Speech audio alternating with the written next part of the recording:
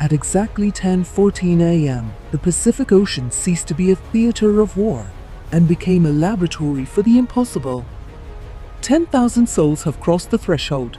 9,500 sailors and 500 specialists, the finest scientists, doctors, engineers, and historians of the 21st century, now adrift in the 1940s. 20 ships, a nuclear-powered city of steel, pulled through a fracture in the timeline. They did not come to save the past. They came to overwrite it. The constellation followed them. The satellites, the network. The eye of God now watches a world that hasn't even invented the transistor. History is no longer a set of facts. It is a target. 600 miles west of Midway. Date: June 4th, 1942. Time: 10:14 am local. The jump is complete. Captain, look at the uplink. The constellation followed us. We have active satellites on the orbital rail. We've got GPS and a high bandwidth data pipe. The network is alive in 1942. The Eye of God is watching. Good. Now, give me the fast list. I want eyes on the full formation. Who else made the jump? Handshake confirmed across all bands, sir. Strike Group 0 is 100%. We have the Ford at the center. 2 guided missile cruisers, 6 Aegis destroyers, 2 littoral combat ships, 3 amphibious assault ships, 2 heavy logistics vessels, and the subsurface screen. 4 hunter-killer submarines are holding at depth. That's the 20, sir. We are all here. 20 ships. A city of steel from the future sitting in Nimitz' backyard. Read, I want us invisible. Initiate MCON Alpha. Kill the active radar. Kill the long-range comms. I don't want a single watt of 21st century energy leaving these hulls. MCON Alpha initiated. We are dark, sir, but the B2? It never cleared the threshold. We're alone out here. The B2 is a ghost of a future that no longer exists. Miller, update the tactical overlay. Use the satellites for passive thermal tracking. I want the Keto Butai pinned.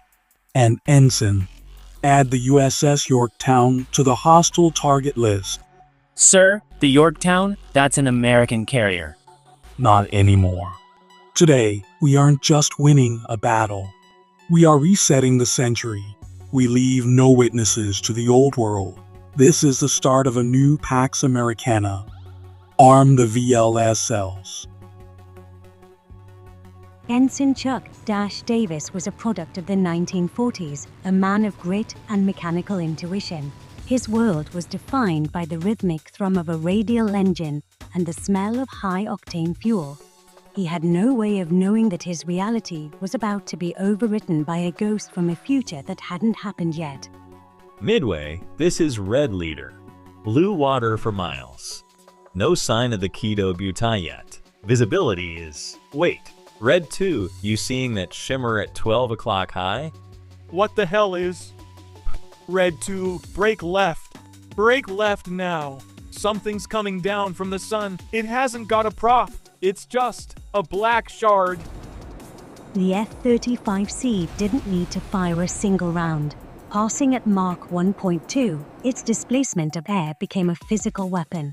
The sonic boom hit the vintage formation like a hammer of compressed atmosphere, shattering glass and physics simultaneously. My glass. My canopy just shattered. I'm losing trim. It just flew through us like we were standing still. Look at it climb. It's going vertical. It's not a zero. It's a ghost. It's gone. It just blinked out. As Dash fought his controls, he looked down. He saw streaks of white smoke, Harpoon missiles, moving with a robotic, terrifying precision. They were outrunning the horizon itself, traveling at speeds Dash's brain couldn't even calculate. Midway. Midway. We have unidentified bogies. They're firing. I don't know what, but they're outrunning the bullets. They're erasing the horizon. To all vintage aircraft, this is the United States Strike Group. You are loitering in a live fire corridor. Break your current heading or be erased from the tactical map. This is your only warning. They sound like us, but they aren't us.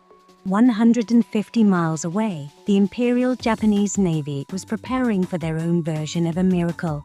On the deck of the Akagi, time was measured in the frantic rhythm of hand-cranked starters. They believed they were the masters of the Pacific. They were wrong. It has no wings. Look at the belly. There is no propeller. Where is the engine? Fire. Fire at the shadow.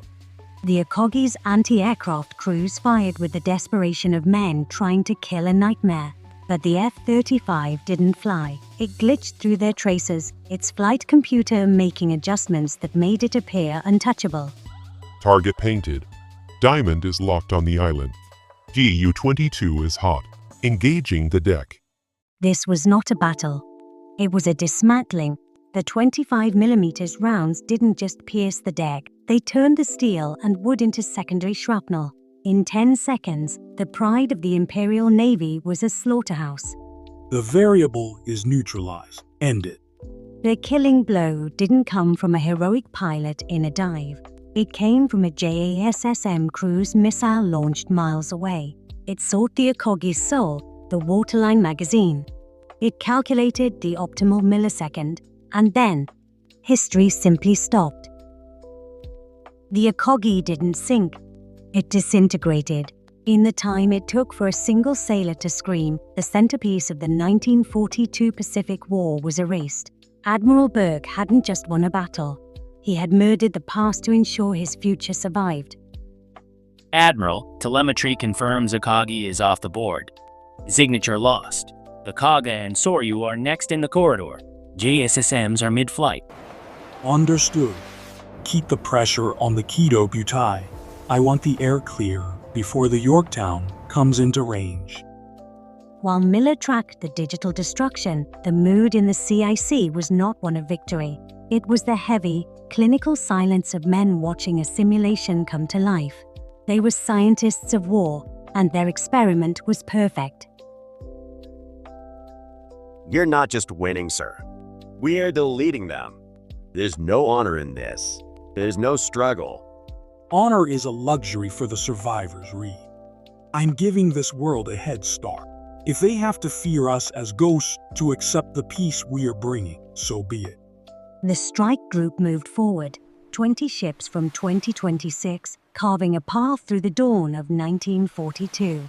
Behind them, the ocean was littered with the burning wreckage of an empire. Ahead of them, the American fleet waited, unaware that their protectors were possibly more dangerous than their enemies. Midway?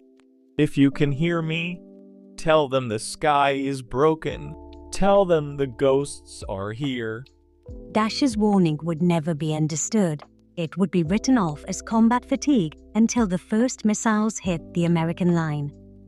Next target, the Yorktown, steady as she goes. And so, the first day of the new history began, not with a handshake, but with a thunderclap. In the wake of the Akagi's destruction, the impossible happened. Hatred was replaced by a shared, primal terror. For the first and only time in history, the rising sun and the stars and stripes sailed under a single command. They weren't fighting for empire anymore. They were fighting for the survival of the 20th century. My scouts tell me this. Ford is sitting stationary off Midway. It hasn't moved because it doesn't need to. It's hitting us from over the horizon with flying arrows that don't miss. It is not a ship. It is a demon. It took the Akagi in seconds. My men fired everything. They could not even scratch the paint. We are shooting at a mountain that breathes fire. If we approach from the sun in a combined swarm, all 300 planes at once, some of us have to get through. We'll saturate their defenses. They can't kill us all. Admiral, they're doing it. The Americans and the IJN. They've merged task forces. Total air complement, 342 incoming bogies. Distance, 80 miles. They're coming in a saturated wave, sir. 342. That's a lot of canvassing wood. They're bringing a knife to a railgun fight. Admiral, those are our people out there. My God, that's the Enterprise Air Group.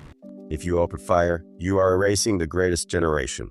You're murdering the very men who built the world you're trying to save. They aren't the men who built the world anymore, Reed. Right now, they're just a kinetic threat to my flight deck. Tactical, activate the CIWS and the rolling airframe missiles. Put the F-35s on intercept for the lead elements. You wanted to see the new Pax Americana. Watch this. This isn't a battle, Commander. It's an eviction. The strike force was a desperate mosaic of the old world's powers. Among the American and Japanese wings flew a small, token contingent of German Messerschmitts sent by Berlin to observe the Ghost Fleet firsthand.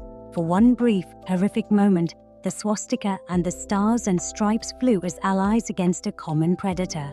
But the Ford's automated systems didn't care about politics. It only saw ballistic trajectories. They're falling like flies, Admiral. They can't even get within 5 miles. Look at the telemetry. We're wiping out entire squadrons in seconds.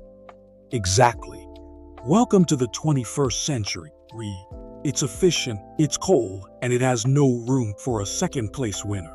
As the last of the 1942 strike force spiraled into the Pacific, American, Japanese, and German alike, the era of the pilot came to a violent end. The Ghost Fleet had held the line.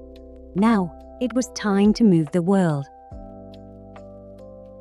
As the sun dipped below the horizon on the second day of the new history, the silence of the Pacific was absolute. The great swarm of 300 planes had been reduced to a few scattered survivors, carrying a tale of ghosts and lightning back to their commanders. They're out of range. They'll reach Pearl by midnight. You just sent hundreds of terrified men back to tell their commanders that the United States Navy has been replaced by a ghost. Terror is the most efficient form of diplomacy, Reed.